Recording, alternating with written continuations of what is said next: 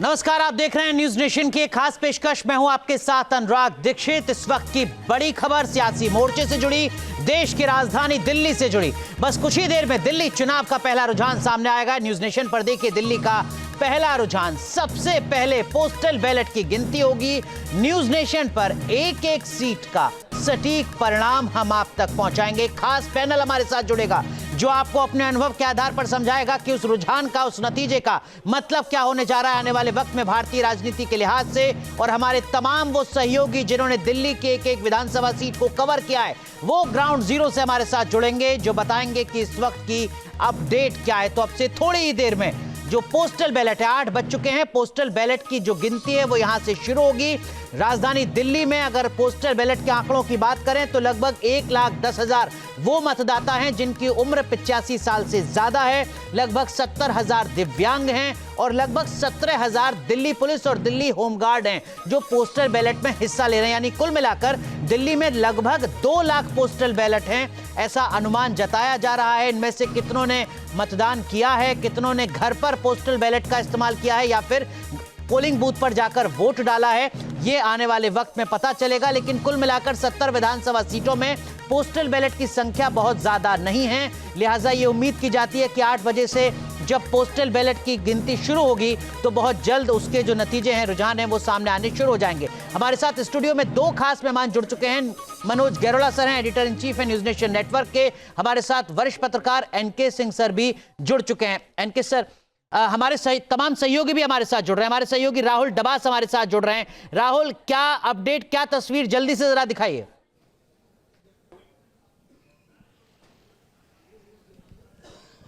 देखिए अनुराग, सबसे पहले आप काउंटिंग सेंटर, जो 19 काउंटिंग सेंटर उनमें से एक में मैं मौजूद हूं, अगस्त क्रांति मार्ग में, वहां की तस्वीरें देख लीजिए। लाइव टेलीकास्ट का प्रबंध किया गया है तमाम सीटों का। और सबसे पहले यहां दिखाइए मालवीय नगर सीट इसलिए इंपॉर्टेंट है क्योंकि यहां से सोमनाथ भारती है और उसके बीजेपी के उपाध्यक्ष, उनके खिलाफ उपाध्याय खड़े हुए हैं। और यहाँ पे आपको स्ट्रॉन्ग रूम नजर आएगा, स्ट्रॉन्ग रूम के पीछे आपको वो ईवीएम्स भी नजर आएगी जो फिलहाल सील है। और उसके बाद कैसे यहाँ पर शुरुआत हो जाएगी थोड़ी देर बाद गिनती की। उसके बाद उस दूसरे आपको लेके चलते हैं अंबेडकर नगर सीट पर। अंबेडकर नगर पे क्योंकि 8 से 8:30 बजे का जो वक्त है वो जो लेटर्स के थ्रू मतदान किया जाता है उसके लिए रखा जाता है, तो वो वहाँ पर आप देख सकते हैं। इसके आगे छतरपुर है और हर एक काउंटिंग सेंटर में, 19 के 19 काउंटिंग सेंटर में 2 पैरामिलिट्री फोर्सेस को रखा गया है। दिल्ली पुलिस की डिप्लॉयमेंट है और इसी तरीके से मेहरौली का, देवली का और तमाम ये पूरा जो तंत्र है वो देख सकते हैं कि किस तरीके से यहाँ पर लाइव टेलीकास्ट का प्रबंध करके रखा गया है ताकि किसी भी तरीके के जो आरोप लगाए जाते हैं वो आरोप नजर ना आए। और ऐसा ही 19 के 19 में किया गया। बाहर की आपको तस्वीरें दिखाएंगे कि किस तरीके से, थोड़ा जगह दीजिए कि बाहर आप देखिए कि इस तरीके से जो सिक्योरिटी अलर्ट है वो रखा गया है। पैरामिलिट्री फोर्सेस को आप यहाँ पे देख सकते हैं, दिल्ली पुलिस को देख सकते हैं। यहाँ तक कि जो बाहर की रोड है उसे भी 200 मीटर तक। राहुल माफ कीजिए, आपके पास लौटूंगा। तस्वीरें आप लगातार दिखाते रहिए। तो इस वक्त की बड़ी अपडेट ये कि पोस्टल बैलेट की गिनती शुरू हो चुकी है, 8 बज चुके हैं और अब से कुछ ही देर में जो ये टैली इस वक्त आप देख रहे हैं न्यूज नेशन की स्क्रीन पर, इस पर बड़ा बदलाव आना शुरू होगा। अगले 2 से 3 घंटे बेहद महत्वपूर्ण राजधानी दिल्ली के सियासी भविष्य के लिहाज से। एनके सर, पोस्टल बैलेट की संख्या तो बहुत ज्यादा नहीं होनी चाहिए राजधानी दिल्ली में। पूरे काउंटिंग में अगर आप देखें तो 1.2% है। टोटल 90 लाख वोट काउंट होने हैं और दिल्ली ऐसे शहर में जो नेशनल कैपिटल है, संसाधन की कमी है नहीं आपके पास, लिहाजा मुझे लगता है ये सारा काउंटिंग इतना फास्ट होगा कि 10 बजे तक आप सब कुछ दे देंगे। 90 लाख वोट काउंट करने में दिल्ली ऐसी जगह पे, क्योंकि संसाधन आपके पास पूरे हैं, ये वो इलेक्शन कमीशन है जो 90 करोड़ वोटर्स को का इलेक्शन कराती है देश में। तो मुझे लगता है कि ज्यादा टाइम नहीं लगेगा, 10, साढ़े 10, 11 तक आपका पूरा पिक्चर क्लियर हो जाएगा। 3 घंटे बाद आप ये बता रहे होंगे कि कौन सरकार बनाने जा रहा है। ठीक है मनोज सर, मतलब अगले 2 घंटे बेहद महत्वपूर्ण हैं आम आदमी पार्टी के राजनीतिक भविष्य के लिहाज से, दिल्ली में बीजेपी के 27 साल के वनवास के लिहाज से। हाँ देखिए, ऐसा है कि अगर हम हर एक सीट देखें तो 60,000 70,000 वोट से लाख 1.5 लाख, तो हर सीट में कम से कम ऐसा ही वो है, नंबर है 1.5 लाख, 1.25 लाख, 2 लाख। तो ये नंबर बहुत कम है और ये काउंटिंग करने में मेरे को लगता नहीं कि कोई ज़्यादा टाइम लगेगा। और ये इलेक्शन दिल्ली के लिए बहुत ज़्यादा महत्वपूर्ण है, पॉलिटिकल मतलब हर पॉलिटिकल पार्टीज़ के लिए बहुत ज़्यादा इम्पॉर्टेंट है और ख़ास तौर से आम आदमी पार्टी के लिए ये बहुत ज़्यादा जी इम्पॉर्टेंट है। क्योंकि हम देखें तो कि पिछला जो इलेक्शन था, उस इलेक्शन में जो आम आदमी पार्टी थी और आज जो आम आदमी पार्टी है, दोनों की इमेज में काफ़ी ज़्यादा अंतर है। पिछले इलेक्शन में आम आदमी पार्टी वो पार्टी थी जो कि करप्शन के अगेंस्ट काम करती थी, लेकिन वही पॉलिटिकल पार्टी आज करप्शन के चार्जेस में फंसी हुई है। पिछले वाले इलेक्शन में एमसीडी उसके पास नहीं थी, तो दिल्ली में सड़कें गंदी थी, नालियाँ गंदी थी, पानी साफ, मतलब कई सारी चीज़ें थी, तो उसकी जिम्मेवारी काफ़ी ज़्यादा एमसीडी में थी। लेकिन अब ये इलेक्शन है कि पूरी की पूरी दिल्ली की पावर आज की डेट में अरविंद केजरीवाल के हाथ में है, तो ये मेरे ख्याल से इलेक्शन बहुत ज़्यादा ज़रूरी है। बिल्कुल। हमारे साथ दो खास मेहमान और जुड़ चुके हैं। हमारे साथ कांग्रेस पार्टी से विक्रम लोहिया साहब जुड़ रहे हैं और भारतीय जनता पार्टी से विजय शर्मा जी हमारे साथ जुड़ रहे हैं। आप दोनों का भी बहुत बहुत स्वागत है। और मेरे सहयोगी मोहित बख्शी भी मेरे साथ जुड़ चुके हैं। मोहित, आपका भी रुख करेंगे, लेकिन उससे पहले विजय शर्मा, एग्जिट पोल तो बीजेपी को जिता रहे हैं, क्या आप एग्जिट पोल को ही एग्जिट पोल मान रहे हैं और उसके पीछे की वजह आपके मुताबिक क्या?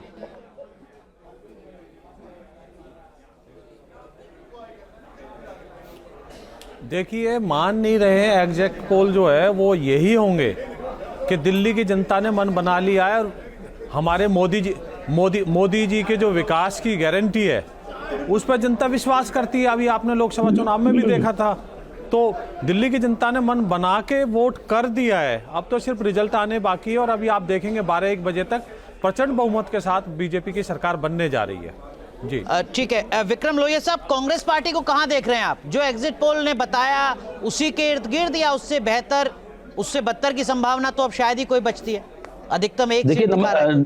नमस्कार आदरणीय, मैं जो एक बात बड़ी इंपॉर्टेंट कहना चाहता हूं कि आपने जो है एग्जिट पोल लोकसभा में भी देखा कि जो एग्जिट पोल में 400 सीटें भारतीय जनता पार्टी को दी जा रही थी, लेकिन वह पूरा नहीं हुआ। आपने एग्जिट पोल हरियाणा का भी देखा, कांग्रेस को जिता रहे थे लेकिन वो पूरा नहीं हुआ।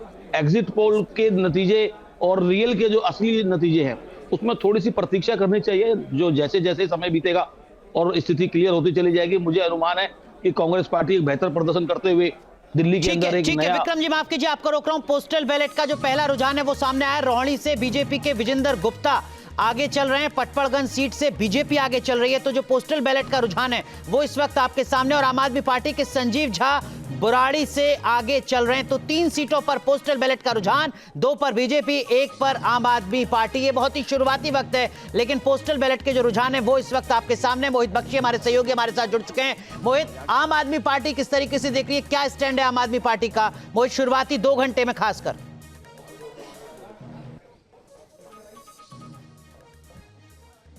अनुराग, तस्वीर दिखा देता हूं, फिर आपको समझा दूंगा कि आम आदमी पार्टी क्या देख रही है। देखिए, मंच सज चुका है पूरी तरीके से। जिस तरीके का मंच जीत के लिए लगता है वैसा ही मंच आम आदमी पार्टी ने लगाया है, यानी कि आम आदमी पार्टी के कॉन्फिडेंस में कोई कमी नहीं है। रिजल्ट क्या होंगे ये देखना होगा, क्योंकि एग्जिट पोल ने तो जो आम आदमी पार्टी है उसको कहीं पे भी एक सरकार बनाते हुए नजर नहीं आ रही, लेकिन एग्जिट पोल में आम आदमी पार्टी का दावा है कि वो सरकार बढ़िया बहुमत से बनाने जा रहे हैं। कुछ ही देर में स्थिति स्पष्ट हो जाएगी। 2 घंटे का दिल्ली में बहुत ज्यादा लंबा चौड़ा चुनाव नहीं होता। 11-12 बजे तक आपकी तस्वीर जो है पूरी तरीके से हम दर्शकों को न्यूज़ नेशन दिखा देगा कि क्या रहने वाला है, लेकिन कॉन्फिडेंस की कोई कमी नहीं नजर आ रही है। अभी कुछ देर पहले जो तमाम लीडर्स हैं उनसे जब हमने बात की तो उनका भी यही कहना था कि हम लोग पूरे कॉन्फिडेंट हैं कि हम चौथी बार सरकार बनाने जा रहे हैं। मोहित, लेकिन जो शुरुआती रुझान है उसमें 4 सीटों का पोस्टल बैलेट का रुझान आया, जिसमें 3 पर बीजेपी आगे चल रही है, 1 पर सिर्फ आम आदमी पार्टी है। बढ़त बीजेपी ने बनानी शुरू कर दी है अभी से।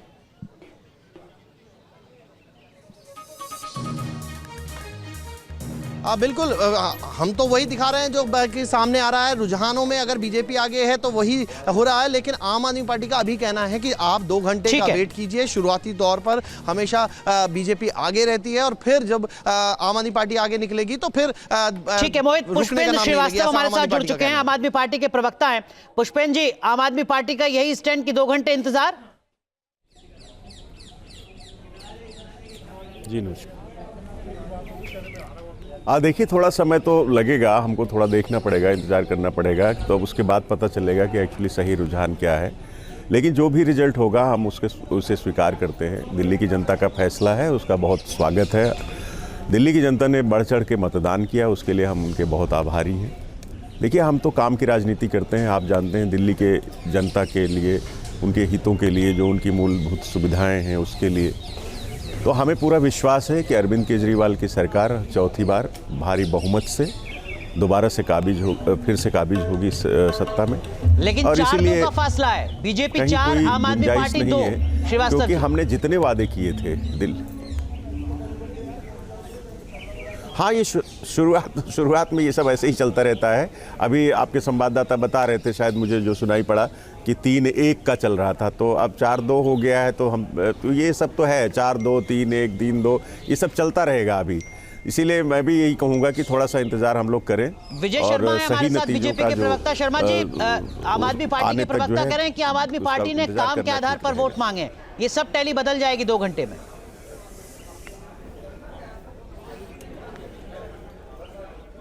देखिए, आम आदमी पार्टी ने सिर्फ नकारात्मक राजनीति की है, गाली दी है। जब हमने उनसे हिसाब मांगा कि आप अपने 11 साल का हिसाब दीजिए, तो उन्होंने गाली गलौज की। किस तरह से जनता के साथ उन्होंने छल किया है वो पूरा दिल्ली देख रहा है, और उन्होंने मन बना लिया। और जिस तरह के आंकड़े मैं आपके टीवी चैनल के बराबर में देख रहा हूँ, तो वहाँ 10 सीटों पे बीजेपी आगे चल रही है। तो बीजेपी जो है वो लोगों की आकांक्षाओं पे पूरा उतरेगी। और निश्चित तौर पे मेरा ऐसा मानना है, जो रिपोर्ट है, जो हमने ग्राउंड लेवल पे रिपोर्ट ली है, उसके अनुसार प्रचंड बहुमत के साथ बीजेपी आएगी। और मैं तो ऐसा, मेरा पर्सनल मानना है कि 2/3 बहुमत तक भी हम टच कर सकते हैं। ठीक है, लेकिन विक्रम लोहिया साहब, कांग्रेस पार्टी की गलती कहाँ हो गई, कमी कहाँ रह गई? अभी तक पोस्टल बैलेट में खाता नहीं खुल रहा है, शुरुआती वक्त है, लेकिन जब बीजेपी 5 और आप 3 पर हो, तब कांग्रेस अभी भी 0 पर है। देखिए, मैं आपसे कहना चाहता हूं कि आंकड़े बड़े चौंकाने वाले होंगे, थोड़ा सा प्रतीक्षा करें। अभी पोस्टल बैलेट के बाद बहुत समय बाकी है। धीरे धीरे कांग्रेस पार्टी एक अच्छी स्थिति में आपको नजर आएगी। कांग्रेस पार्टी ने बहुत मजबूती से चुनाव लड़ा है। दिल्ली की न्याय यात्रा के माध्यम से कांग्रेस पार्टी ने दिल्ली की जनता की पीड़ा को समझने का काम किया, उनकी जो समस्या है उसको जानने का काम किया, और उसी हिसाब से, उसी मजबूती से हमने चुनाव भी लड़ा। कांग्रेस पार्टी की स्थिति बेहतर होती हुई भी नजर आएगी। पोस्टल बैलेट खुला है, धीरे धीरे भी आप देखिए। मैं आपके दर्शकों को देख करके अच्छा लगेगा, और न्यूज नेशन के चैनल पे मैं आपसे कह रहा हूं कि कांग्रेस पार्टी बहुत अच्छी स्थिति में भी नजर आने वाली है। ठीक है, मोहित बख्शी हमारे सहयोगी हमारे साथ जुड़े हुए हैं। मोहित, किस तरीके की स्थिति चुनाव आयोग की तरफ से बताई गई है? कब तक जो नतीजे हैं वो साफ होने शुरू हो जाएंगे? आपके साथ संभवतः कोई नेता भी है, मोहित?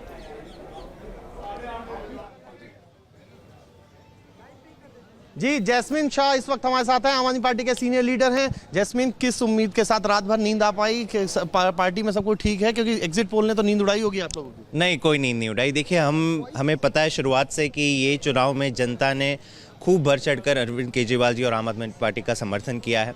हम पूरी तरह से कॉन्फिडेंट है। और देखिए, ये कोई आम चुनाव नहीं था। हमारी लड़ाई एक पूरे सिस्टम के साथ लड़ाई थी। 2 पार्टियों के बीच का चुनाव नहीं था। एक तरफ आम आदमी पार्टी और अरविंद केजरीवाल जी थे, दूसरी तरफ Bhajpa, CBI, ED, Delhi police, चुनाव आयोग, कांग्रेस, ये तमाम शक्तियां एक साथ हो गई। तो जनता ने हमें इसलिए समर्थन दिया क्योंकि हम जनता के हक की लड़ाई लड़ रहे थे। लेकिन भाजपा चाह रही थी कि कैसे भी करके अरविंद केजरीवाल जी को खत्म करे, तो ये जनता को पसंद नहीं आया। कितना आने वाला है अगर इस तरीके की आप बात कर रहे हैं तो नंबर कितना? जैस्मिन शाह ने तो दिल्ली मॉडल पर बाकायदा किताब भी लिखी है, क्या वो दिल्ली मॉडल दिल्ली के मतदाता स्वीकार रहे हैं इस बार? ऐसा लड़ाई तो थी, वो जनता ने इसमें हमारा समर्थन दिया, और इसी के कारण आज आम आदमी पार्टी जीती। जो एग्जिट पोल है वो तो ये कह रहे हैं कि आपने दिल्ली मॉडल पे किताब लिखी है, लेकिन क्या दिल्ली वालों को मॉडल पसंद आ रहा है या नकार रहे हैं इस बार? आप समझिए कि ये 2 क्या मॉडल की बात हो रही थी। एक तरफ ऐसा मॉडल है आम आदमी पार्टी का मॉडल, जहां पे जनता का पैसा जनता की सुविधाओं के ऊपर खर्च करो, आप शिक्षा पे, स्वास्थ्य पे, बिजली पे, पानी पे। और भाजपा का क्या मॉडल है कि जनता से पैसा लो और अपने उद्योगपति जो दोस्त हैं, बड़े बड़े उद्योगपति दोस्त, उनका कर्ज माफ करो, उनके लिए टैक्स कट करो। तो यही तो लड़ाई हम लड़ रहे थे, और जनता ने हमेशा उसी का साथ दिया है जो जनता के लिए काम करता हूं। इसलिए हम कहते हैं कि हम अपने काम के बलबूते पे लड़े हैं, और भाजपा केवल और केवल आम आदमी पार्टी और अपने सारी ताकतों के साथ आम आदमी पार्टी को खत्म करने में तो पिछड़ रहे हैं आप। नहीं, देखिए, ये सारे अभी तो रुझान आना भी शुरू नहीं हुए, तो मेरे ख्याल से आप 2 घंटे का इंतजार कीजिए, उसके बाद आपको एक सटीक ट्रेंड मिलना शुरू हो जाएगा। शुक्रिया। ठीक है, जी मोहित, बिल्कुल आप बने रहिए हमारे साथ। वरिष्ठ पत्रकार संजीव श्रीवास्तव सर भी जुड़ चुके हैं स्टूडियो में। संजीव सर, लगभग 15 मिनट हो चुके हैं, बहुत ज्यादा पोस्टल बैलेट की संख्या नहीं है राजधानी दिल्ली में। ये जो टैली है, आपको लगता है कि लगभग यही ट्रेंड नजर आ रहा है, एग्जिट पोल भी यही कह रहा है, या बदलाव हो सकता है? देखिए, अब जब रिजल्ट्स आने ही वाले हैं तो किसी भी किस्म का स्टिकिंग और नेक आउट या बहुत अपनी बुद्धि का इस्तेमाल करना मेरे ख्याल से बुद्धिमत्ता की बात नहीं होगी। तो अब 8:30 तक करीब करीब पोस्टल बैलेट्स होते हैं, उसके बाद मतगणना शुरू होगी। पहले राउंड की वोटिंग आई थिंक 8:45-9 के आसपास से जो रुझान आने शुरू होंगे जी, उनको हम उनको जेन्युइन रुझान देखेंगे। तो एग्जिट पोल्स ने तो जैसे लगभग ज़्यादातर ने बीजेपी को सरकार बनाते हुए दिखा दिया है। जो सबसे विश्वसनीय पोल है उसने भी बीजेपी की बढ़त दिखा दी है एग्जिट पोल्स में। विश्वसनीय इन द सेंस जिसका सबसे अच्छा ट्रैक रिकॉर्ड रहा है।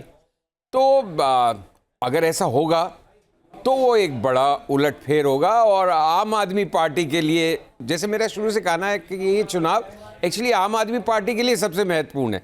उनके लिए करो या मरो या अस्तित्व की लड़ाई है। बीजेपी जीत जाए बहुत अच्छी बात है उनके लिए, हार जाए कोई ऐसा भारी नुकसान नहीं है, जीत जाए कोई बड़ा भारी किला फतेह नहीं। आम आदमी का सब कुछ दांव पे लगा हुआ है और कांग्रेस का काफी हद तक मेरे ख्याल से कांग्रेस के लिए बहुत इंपॉर्टेंट है, क्योंकि इससे उनका क्षेत्रीय कैसा रहेगा देश भर में उसको प्रभावित करेंगे ये चुनावों के नतीजे। अगर आम आदमी पार्टी हारती है जीतती है, क्योंकि उनको ज्यादा गंभीरता से या वो अपनी एक न्यूसेंस वैल्यू सिद्ध कर देंगे इस इलेक्शन में। बिल्कुल। एनके सर, लेकिन जो पोस्टल बैलेट हैं, क्या वो कोई ट्रेंड सेट करते हैं? क्या वो ये बताते हैं अगर इस वक्त की टैली के हिसाब से कि जो दिल्ली के बुजुर्ग हैं उनकी पहली पसंद कौन है? क्या वो ये बता रहे हैं कि दिल्ली के जो नौकरी पेशा लोग हैं उनकी पहली पसंद कौन है? और क्या इससे कोई आकलन नजर आता है? हाँ, आमतौर पे तो ये माना जाता है कि जो नौकरी पेशा लोग हैं बाई एंड लार्ज वो बीजेपी को वोट देते हैं। इसमें कोई दो राय नहीं है कि रिटायर्ड हुए जो बुजुर्ग हैं 85 साल से ज़्यादा के, या जो आर्मी वगैरह में है, डिफेंस में है, या जो बाहर हैं, उनके बैलेट जब खुलते हैं तो ये माना जाता है आमतौर पे कि एक ज़माने में कांग्रेस को दिया करते थे, लेकिन जब से बीजेपी का ये आया है प्रवाह, तो उसके बाद वो बीजेपी की तरफ उनका रुझान रहा है। लेकिन अभी बहुत एलिमेंट्री है और सच बात है कि पैकेटिंग और बाकी जो प्रोसेसेस होते हैं उसमें करीब 20-25 मिनट लग जाते हैं। तो ये इक्का दुक्का आया होगा, मैं इसको क्वेश्चन नहीं कर रहा हूं, लेकिन अभी मुझे लगता है कि इन रुझानों को हम बहुत ज्यादा तवज्जो न दें, क्योंकि 20-25 मिनट कम से कम आपको रुकना होगा वो प्रोसेस शुरू होने में। ठीक है। तो लेकिन एक बात है कि बैलेट नौकरी पेशा, ये जो आपके बैलेट्स है, जो पोस्टल बैलेट्स, इससे बीजेपी का रुझान हमेशा रहा है। तो इसको अभी देख के हम कोई निर्णय, और वो भी 1%, 1.2% है। 1 लाख अगर वोट है टोटल, तो आप समझिए कि टोटल 90 लाख वोट आपको काउंट करने हैं।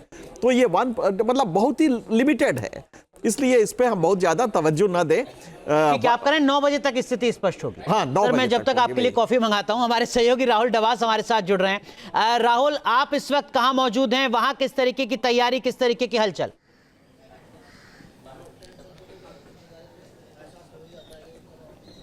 देखिए, मैं मौजूद हूं इस वक्त ऐसे पोलिंग स्टेशन में जहां पे 2 जगह रुझान आ चुके हैं। जहां पे सोमनाथ भारती की बात करें मालवीय नगर से, वो फिलहाल आम आदमी पार्टी से आगे चल रहे हैं। देवली का भी रुझान आ गया है और उसमें भी बीजेपी आगे चल रही है। तो यहाँ पे आम आदमी पार्टी और बीजेपी दोनों नेट टू नेट नजर आ रही है।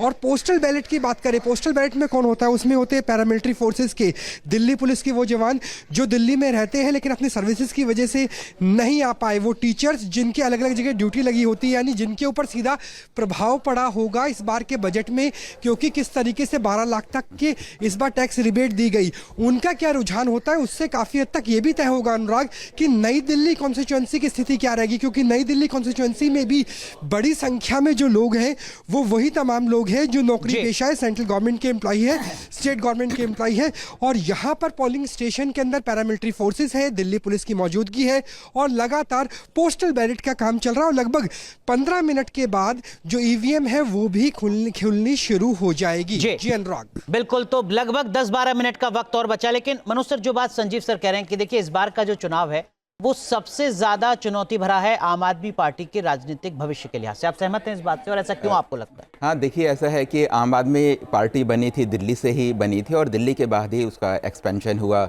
गुजरात में हो या गोवा में हो या फिर पंजाब में जो उनकी दूसरी सरकार बनी, तो दिल्ली में उनका और देखो ये भी एक मानने वाली बात है कि जो उनका पहला टेन्योर था, पहले टेन्योर में उनका जो काम था वो लोगों को काफ़ी ज़्यादा पसंद आया, भले ही वो एजुकेशन में हो या वो हेल्थ सर्विसेज में हो, या फिर उनकी जो एक इमेज थी एंटी करप्शन वाली इमेज, तो वो सारी की सारी चीज़ें लोगों को पसंद आई।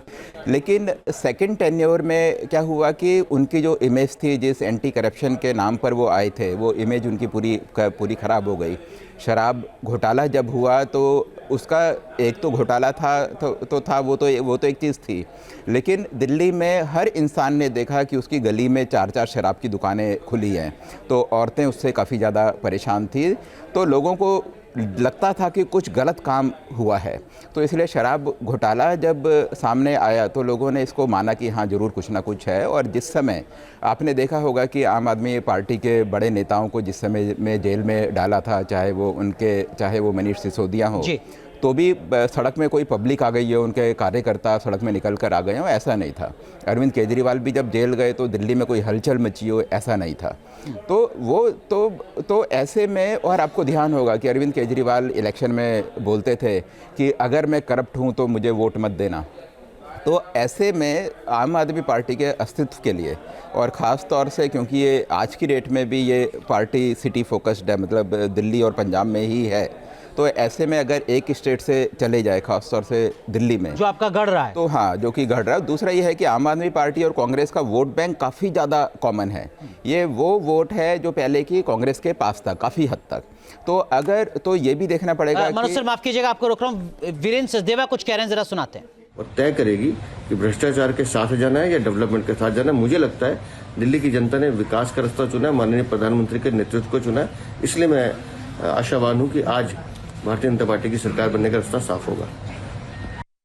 तो भरोसा दिला रहे हैं भारतीय जनता पार्टी के प्रदेश अध्यक्ष जी। मनोज सर, कंप्लीट कीजिए। हाँ, देखिए ऐसा है कि अभी थोड़ी देर में तो मेरे को लगता है कि आधा घंटा 1 घंटा जो ट्रेंड हमारे सामने आ जाएंगे। मैंने देखा कि जैसे एक कॉन्स्टिट्यूंसी है दिल्ली में, दिल्ली कैंट, उसके टोटल नंबर ऑफ वोट्स पोल सिर्फ 47,000 है। तो आप देखिएगा कि 47,000 को काउंट करना वो कोई, मेरे को लगता नहीं कि आधे घंटे 1 घंटे से ऊपर का काम, मतलब मैक्सिमम 10 बजे तक स्थितियां पूरी तरीके से साफ हो जाए। और 2 लाख से ऊपर वाली कॉन्स्टिट्यूंसी सिर्फ 5-6 ही है। बिल्कुल। एनके सर, आपके हिसाब से वो कौन से 1-2 बड़े मुद्दे रहे जिनके इर्द गिर्द इस चुनाव को लड़ा गया दिल्ली में? देखिए, मुद्दा एक ही रहा है। वो गालिब का एक बड़ा अच्छा शेर है, खुदा के वास्ते पर्दा न काबे का उठा जालिम, कहीं ऐसा न हो यहाँ भी वही काफिर सनम निकले। तो अरविंद केजरीवाल पे जो एक इमेज थी, वो अन्ना हजारे के आंदोलन से निकले थे, तो एक गांधी की इमेज, एक आदमी जो कि एक छोटी सी गाड़ी में चला करता था। मैं अरविंद केजरीवाल के फ्लैट पे गया हूँ, एक बहुत ही मॉडेस्ट लिविंग थी उनकी जब वो थे।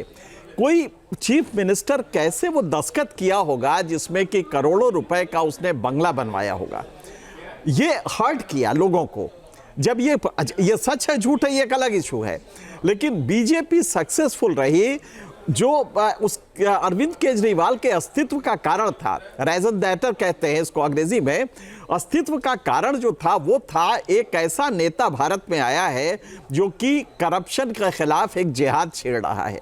और उसकी जब ये इमेज आ जाए कि अरे साहब ये तो करोड़ों का मकान बनवा रहा है, ये वही अरविंद केजरीवाल थे जो शीला दीक्षित के ज़माने के 60 एयर कंडीशन को लेके काफ़ी बड़ा हंगामा किए थे। तो जनता को ये बहुत हर्ट किया कि क्या ये यहाँ भी यही काफिर सनम निकला, ये भी वही निकला जो कि बाकी लोग थे।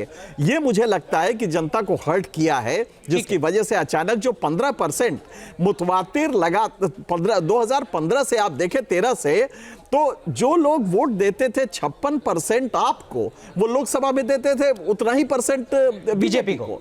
तो इसका मतलब वो हर्ट हुए, वो जो 15% थे जो कि कमिटेड नहीं थे, वो हर्ट हुए और उन्होंने शिफ्ट कर दिया ये वोट। ये बात तो बहुत साफ है। ठीक है, लेकिन संजीव सर, जो बात एनके सर कह रहे हैं कि देखिए अरविंद केजरीवाल की जो एक छवि थी, वो जब छवि धूमिल हुई उसके इर्द गिर्द ये चुनाव लड़ा गया। आपको लगता है कुछ और भी है जिसके इर्द गिर्द ये चुनाव रहा इस बार? नहीं, मेरे ख्याल से जो बात एनके और मनोज दोनों कह रहे हैं उनसे मैं काफ़ी हद तक सहमत हूँ। भ्रष्टाचार के खिलाफ मुहिम की आंधी पे सवार या उस कैंपेन पे सवार होके आए थे केजरीवाल। फिर धीरे धीरे जैसे जैसे लोगों का उनसे मोह भंग हुआ, उनके साथी तो सबसे पहले ही समझ गए छोड़ गए, पहले चंद महीनों में ही छोड़ गए थे उनके प्रमुख साथी।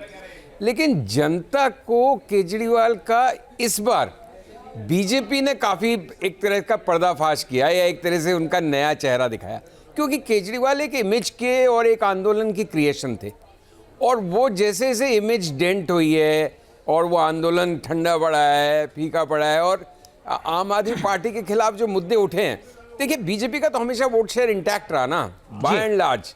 ये तो फिर दूसरा पहलू ये रहा कि बीजेपी का वोट शेयर इंटैक्ट था, लेकिन कांग्रेस का सुपड़ा साफ लगातार जिस तरह से हुआ, अगर वो थोड़ा रिगेन करती है तो वो भी केजरीवाल जी का नुकसान हुआ एक बड़ा। तो सर लेकिन मैं इसमें माफ कीजिए, आपको रोक रहा हूं, दो चीजें मैं समझना चाहूंगा। लालू यादव एक मामले में जेल से बाहर निकलते हैं, वो अपने आप को विक्टिम बताते हैं, उनकी पॉलिटिकल पार्टी को उससे फायदा होता है, सीटें बढ़ जाती हैं उनकी। हेमंत सोरेन ने अभी झारखंड में विधानसभा का चुनाव दोबारा जीता, उन पर करप्शन के लगातार आरोप लग रहे हैं। जयललिता। तो ये मामला अरविंद केजरीवाल पर क्यों नहीं लागू होता सर दिल्ली? देखिए लालू यादव और हेमंत सोरेन तो कम से कम बिल्कुल एक खास किस्म की कॉन्स्टिट्यूएंसी को रिप्रेजेंट करते थे, ट्राइबल को, हेमंत सोरेन, और वहां पे यादव मुस्लिम कॉम्बिनेशन है, यादव पिछड़ों की आवाज। केजरीवाल जो रिप्रेजेंट करते थे, ईमानदारी को रिप्रेजेंट करते थे, वो किसी जाति या किसी वर्ग विशेष के उस तरह से प्रतिनिधि थे। वो एक नई राजनीति का भरोसा दिला के, एक स्वच्छ और स्पष्ट राजनीति का और सब कुछ बदल डालूंगा वाली एक माहौल में आए थे, और बहुत सालों तक लोगों को ऐसा लगता रहा, और अभी भी लग रहा है कि नहीं लग रहा है, वो चुनावों के नतीजों के बाद मालूम पड़ेगा। ठीक बात। कि अभी तो हम उसकी एनालिसिस कर रहे हैं, लेकिन डेफिनेटली नतीजे जो भी आए, ये तो लग ही रहा है कि पहली जैसी बात नहीं रही है। मतलब आप कह रहे हैं छवि डेंट हुई है, कितनी हुई है, हार जितनी हो गई है, या बड़ी मुश्किल से जीतने की हुई है, नहीं चल सकता आम आदमी पार्टी के साथ, क्योंकि आपने स्टैंडर्ड अलग हाई सेट किए थे। इसका एक किस्सा हम बताते हैं। अपने जब मैं एडिटर हुआ करता था, तो मैंने लालू यादव जब जेल गए, करप्शन के चार्जेस थे, तो मैंने उनकी कॉन्स्टिट्यूएंसी में 5 रिपोर्टर लगाए कि ये पता करो कि एवरेज जनता क्या चाहती है। तो जो उनके वर्ग के थे, जो यादव वोटर्स थे, उन्होंने कहा अच्छा मेरा वाला करे तो बहुत ऐतराज है आप लोगों को। जब उनका करता था, वो उन्होंने कांग्रेस की तरफ इशारा किया, जब उनके लोग करते थे तो आपको कोई दिक्कत नहीं थी, अब मेरा वाला कर रहा है तो आपको बहुत दिक्कत है। इससे भी आगे की बात जी कि 90s के अंदर, आई थिंक 98 या 99 में बिहार इलेक्शन में मैं वहाँ पे घूम रहा था, पटना में और उसके आसपास के इलाकों में, तो सड़कों की हालत ऐसी थी बदतर, लोग बहुत ही परेशान होते थे, आपको छोटे डिस्टेंस के लिए भी कई घंटों लगते थे। तो एक रिक्शे वाला गिर गया, उसके घुटने पे खून निकल रहा, हाथ का फ्रैक्चर हो गया, और मतलब इतना दर्द में बेहाल। और मैंने पूछा उससे कि कोई चुनाव का माहौल था कि भैया तुम किसको वोट करोगे, क्या तुम्हारी प्राथमिकता है? उसने कहा लालू यादव।